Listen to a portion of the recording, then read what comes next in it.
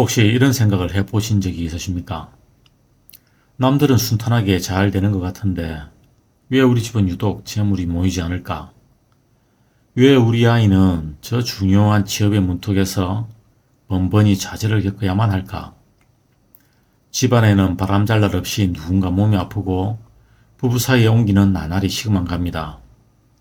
온 힘을 다해 애를 써봐도 좀처럼 나아지지 않는 현실 앞에서 한숨만 깊어지는 밤을 보내본 경험이 있으실 겁니다.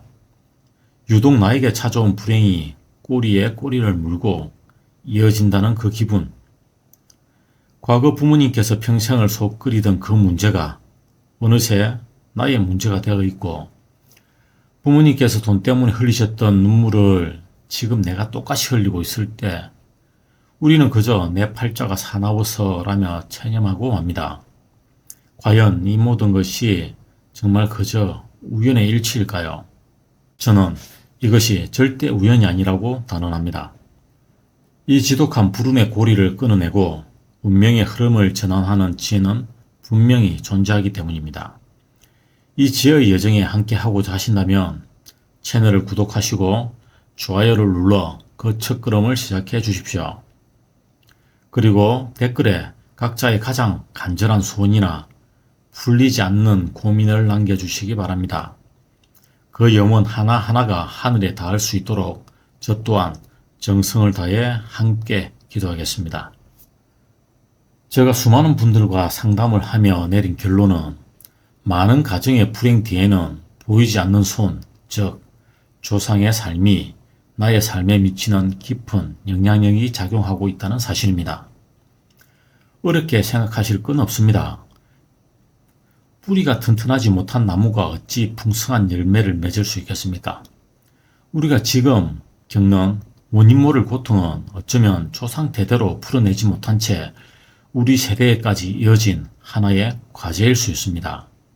하지만 이것은 결코 벌이나 저주가 아닙니다.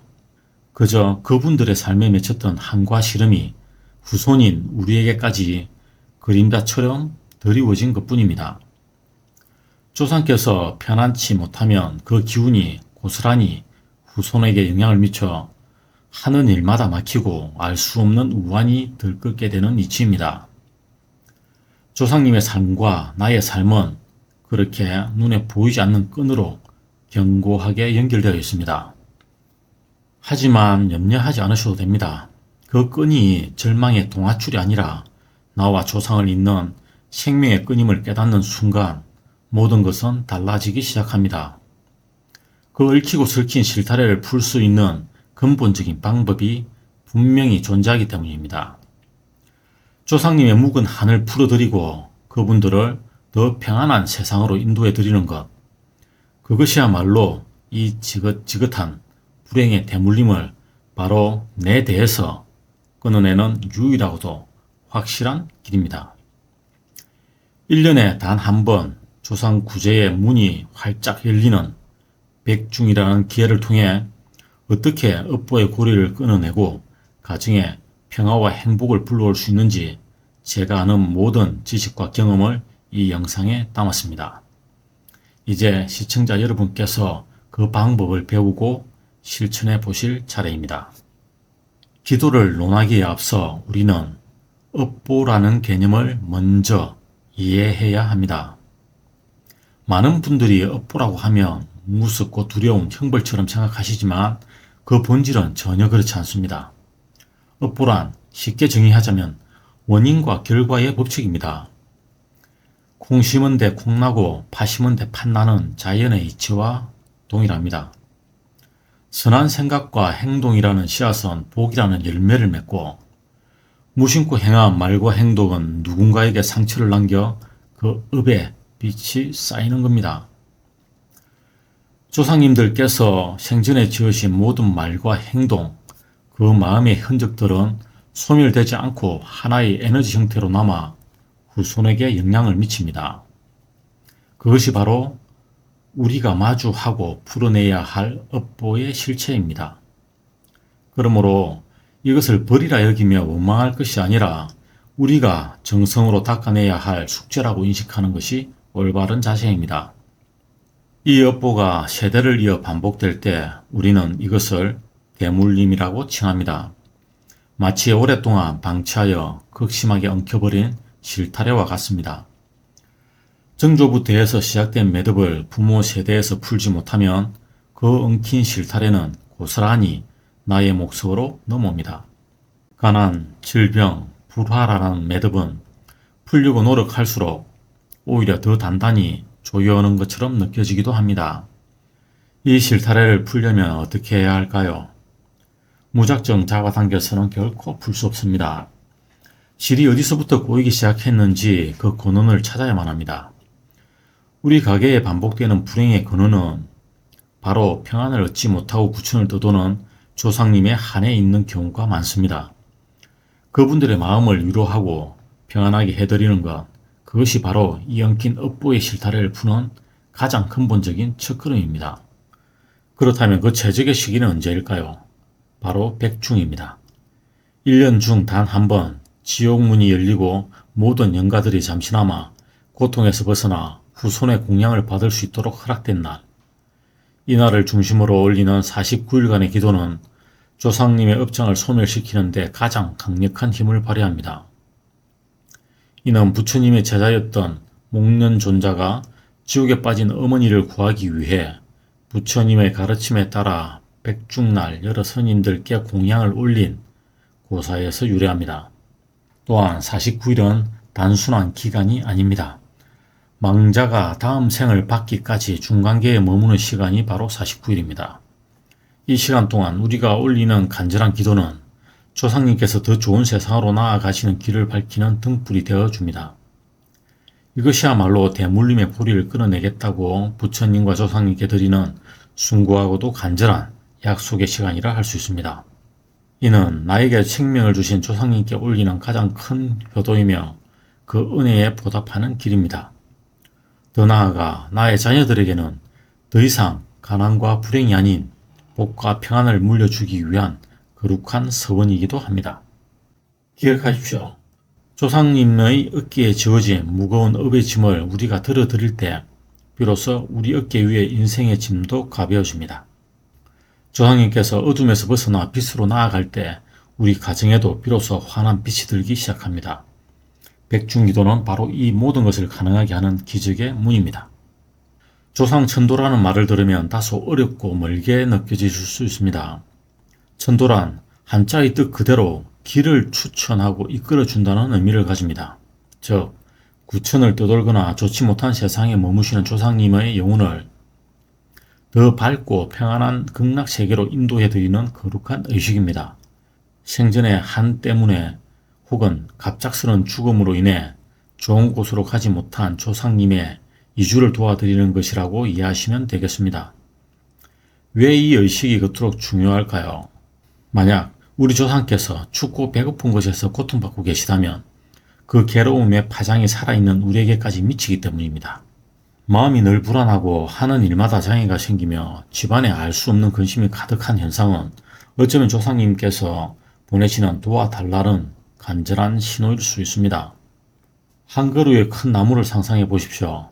우리의 눈에는 지상의 아름다운 꽃과 푸른 잎사귀 튼튼한 줄기만이 보입니다. 하지만 그 나무를 존재하게 하는 진짜 힘은 보이지 않는 땅속 깊이 뻗어내린 뿌리에 있습니다. 우리 후손들이 나무의 줄기와 잎이라면 조상님들은 바로 그 뿌리에 해당합니다. 만약 그 뿌리가 병들고 썩어가고 있다면 어떻게 되겠습니까? 아무리 줄기에 물을 주고 잎에 영양제를 준다 한들 나무가 제대로 자랄 리 만무합니다. 결국 얼마 못 가 시들어버리고 말 것입니다. 조상천도란 바로 이 나무의 근원인 뿌리에 거름을 주고 물을 대어 생명력을 불어넣는 일과 같습니다. 뿌리가 건강해져야 비로소 줄기가 굵어지고 잎이 무성해지며 풍성한 열매를 맺는 것은 당연한 이치입니다. 결론적으로 조상천도는 단순히 돌아가신 분만을 위한 행위가 아닙니다. 그것은 뿌리를 돌봄으로써 나무 전체를 살리는 일, 즉 조상님의 평안을 통해 지금을 살아가는 나와 내 자손들의 평안을 성취하는 가장 근본적인 해결책입니다. 많은 분들이 지금 제 살기도 바쁩니다 라며 조상 돌보는 일을 소홀히 하십니다. 하지만 반드시 기억해야 합니다. 지금 겪고 있는 나의 불행과 자식의 어려움이 바로 그 돌보지 않은 불의에서부터 비롯되고 있을지 모른다는 사실을 말입니다. 조상님의 평안이 곧 나의 평안이고 가정의 행복입니다. 이것이 우리가 백중을 맞아 조상 천도에 온 마음을 다해야 하는 가장 핵심적인 이유입니다. 이제 마음의 결심이 서셨다면 가장 먼저 실행해야 할 일은 절과 인연을 맺는 것입니다. 아마 이 대목에서 여러 걱정이 앞서는 분들이 계실 겁니다. 저는 절에 다녀본 경험이 전무합니다. 어느 절로 가야 할지 막막합니다. 유명한 큰 절의 효험이 더 좋지 않겠습니까? 와 같은 질문들입니다. 결론부터 말씀드리자면 괜찮습니다. 부처님께서는 절의 크기나 명성이 아닌 우리 마음의 간절함을 보시기 때문입니다. 제가 수많은 분들을 상담하며 얻은 확신은 가장 좋은 절이란 내 집에서 가깝고 내 마음이 편안하게 느껴지는 곳이라는 사실입니다. 기도의 효험은 먼 곳에 이름난 절이 아니라 나의 정성이 가장 잘 전달될 수 있는 곳에서 발현됩니다. 우선 마음을 내어 집 근처의 사찰 두세 군데를 방문해 보십시오. 산책하는 기분으로 경내를 둘러보시고 법당에 조용히 앉아 삼배를 올리는 시간을 가져보시기 바랍니다. 그러다 보면 유독 마음이 차분해지고 편안함이 느껴지는 곳이 있을 겁니다. 바로 그곳이 여러분과 깊은 인연이 있는 절입니다. 인연의 절을 찾으셨다면 용기를 내어 종무소를 찾아 이렇게 말씀하시면 됩니다. 백중기도를 접수하고 싶어서 왔습니다. 그러면 스님이나 소임을 맡은 분께서 친절하게 안내해 주실 겁니다. 처음이라 어색하고 쑥스러울 수 있으나 자식과 가정을 위한 거룩한 첫걸음이니 용기를 내시기 바랍니다. 백중기도를 접수한다는 것은 우리 조상님들의 조남을 위패나 연가단에 모시는 것을 의미합니다. 백중 49일의 기간 동안 스님들께서 독경을 하실 때마다 위패에 적힌 조상님들의 조남을 일일이 부르며 왕생극락을 추운해 주시는 절차입니다. 그래야만 조상님께서 내 후손이 나를 위해 기도를 올리는구나 하고 인지하시고 기도의 공덕을 온전히 받으실 수 있습니다. 돌아가신 부모님, 조부모님 혹은 먼저 세상을 떠난 형제나 자녀가 있다면 그분들의 조남을 정성껏 올리십시오. 이것이 바로 대물림 되는 업보를 끊고 가정의 복을 불러들이는 가장 중요하고 확실한 첫 번째 실천입니다. 절에 백중기도를 접수했다고 해서 매일 절에 가야 하는 것은 아닌지 염려하는 분들이 많습니다. 생업과 살림에 쫓기다 보면 49일간 매일 절 찾는다는 것은 보통의 정성으로는 실천하기 어려운 일임이 사실입니다. 하지만 괜찮습니다. 절에 직접 가는 것만큼이나 아니 어떤 면에서는 그보다 더 중요한 것이 바로 각 가정에서 올리는 각자의 정성입니다. 부처님께서는 우리가 어디에 있는지보다 어떤 마음으로 기도하는지를 더 깊이 살피시기 때문입니다. 절에 위패를 모셔 스님들의 기도가 시작되었다면 이제 우리는 각자의 자리에서 그 기도에 힘을 더하면 되는 것입니다. 지금부터 알려드리는 방법은 사정이 여의치 않은 분들을 위해 가정에서 할 수 있는 기도 방법입니다. 반드시 지켜야 하는 의무조항 같은 것은 아니니 부담없이 편안한 마음으로 들어주시기 바랍니다. 가장 먼저 가정에 조촐한 기도 공간을 마련하는 것입니다. 거창할 필요는 전혀 없습니다.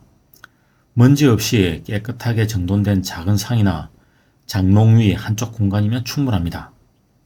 그곳에 작은 불상이나 부처님 사진을 모실 수 있다면 더 좋겠지만 없어도 무방합니다.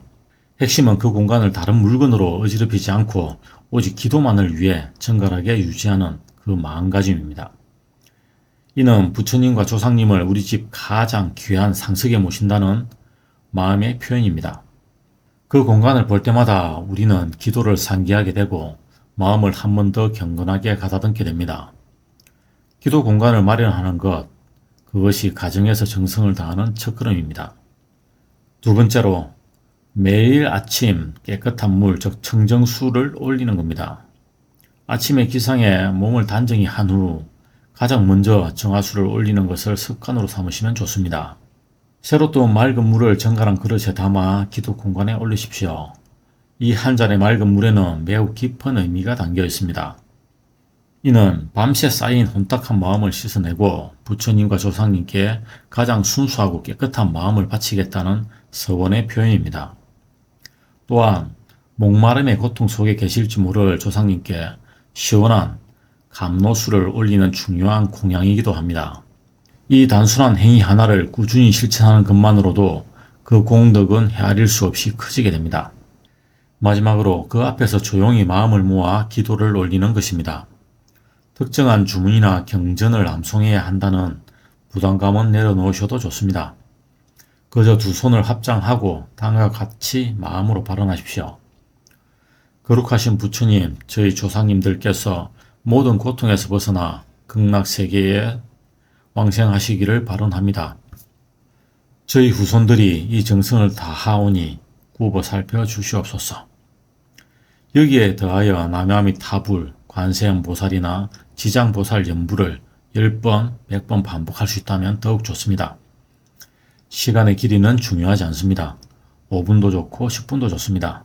꾸준히 실천하는 그 정성이야말로 하늘을 감동시키고 조상님께 닿는 진정한 힘입니다. 백중기도 기간에 개인의 정성만으로도 충분하지만 여기에功德을 배가시킬 수 있는 매우 훌륭한 방법이 있습니다. 바로 방생입니다. 방생이란 죽을 위기에 처한 생명을 구제하여 자연으로 돌려보내는 행위를 말합니다. 자비심을 실천하는 가장 대표적인 수행법 중 하나입니다. 조상님의 업을 소멸시키는데 왜 방생이 중요할까요? 조상님께서 생전에 알게 모르게 지으신 살생의 업이 있다면 우리 후손이 대신 생명을 살리는功德을 지어 그 업을 상쇄시켜 드릴 수 있기 때문입니다. 또한 갇혔던 생명이 자유를 얻듯 우리 조상님께서도 업보의 굴레와 고통에서 벗어나 해탈의 경지를 얻으시라는 간절한 발언이 담겨 있습니다. 저는 방생을 가급적 자녀들과 함께 해보시라고 권장합니다. 백중기간 중 날씨가 좋은 날을 택해 아이의 손을 잡고 가까운 강이나 저수지로 가보십시오. 그리고 시장에서 구해온 작은 미꾸라지나 물고기들을 함께 놓아주는 것입니다. 이는 아이들에게 살아있는 모든 것이 소중함을 가르치는 최고의 인성교육이 됩니다. 왜 이러한 실천을 하는지, 조상님이 어떤 분들인지 자연스럽게 대화할 기회도 됩니다. 이렇게 온 가족이 한마음으로 쌓은功德은 흩어지지 않고 우리 가정의 복덕을 더욱 두텁게 만듭니다. 자녀를 위해 물질적인 것을 해주려 애쓰기보다 이처럼 함께 복을 짓는 것이야말로 진정한 의미의 유산입니다. 방생을 할 때 복잡한 의식은 필요하지 않습니다. 그저 생명을 놓아주면서 아이와 함께 다음과 같이 마음속으로 기도하십시오. 오늘 자유를 찾아오는 이 생명들처럼 저희 할아버지, 할머니, 조상님들께서도 모든 고통에서 벗어나 편안하고 자유로운 세상으로 나아가시옵소서. 이 작은 실천 하나가 조상천도의 길을 여는 큰 문이 되고 우리 아이들에게는 생명을 존중하는 따뜻한 마음을 심어줍니다. 조상께는 효를 다하고 자녀에게는 복을 쌓아주는 길, 백중기도 기간에 실천하는 가족 방생이야말로功德을 배가시키는 가장 아름다운 방법입니다. 업보가 소멸된 자리에는 반드시 행복의 싹이 돋아납니다. 처음에는 그 변화가 미미하여 눈에 잘 보이지 않을 수도 있습니다. 하지만 얼마 지나지 않아 일상 속에서 긍정적인 변화를 체감하기 시작할 겁니다. 늘 날카롭던 배우자의 언행이 부드러워지고 방문을 닫고 지내던 자녀가 먼저 말을 걸어오기도 합니다. 예기치 못했던 재물이 들어오거나 해결이 불가능해 보였던 문제가 신기하게 풀리는 경험도 하게 됩니다. 이 모든 것은 결코 우연이 아닙니다. 뿌리가 건강해지니 나무가 살아나듯 조상님의 한이 풀리니 후손의 삶이 비로소 피어나는 것입니다. 업보라는 무거운 돌멩이가 지워진 그 자리에 이제 따스한 행복이 쌓여갈 차례입니다. 앞으로도 매달 초하루나 보름 혹은 조상님 길에 가까운 절을 찾아 기도하시거나 집안에 조용히 차 한 잔을 올리는 정성을 이어가신다면 그 복덕은 마르지 않는 샘물처럼 계속해서 솟아날 것입니다. 기억하십시오. 간절한 기도 한 줄이 조상님을 구하고 그 따뜻한 마음 하나가 가정을 살립니다. 대물림 되던 가난과 불행의 역사는 이제 끝났습니다. 여러분의 가정에 환한 웃음과 행복이 가득 피어날 차례입니다. 기도의 시기를 놓쳤다고 해서 혹은 나의 정성이 부족했다고 해서 너무 자책하지 마십시오. 그 아쉬운 마음을 채우고 기도의 효력을 더할 수 있는 또 다른 방법이 있습니다. 도움이 필요하신 분들께서는 고정 댓글에 남겨진 링크를 통해 거기를 확인하실 수 있습니다.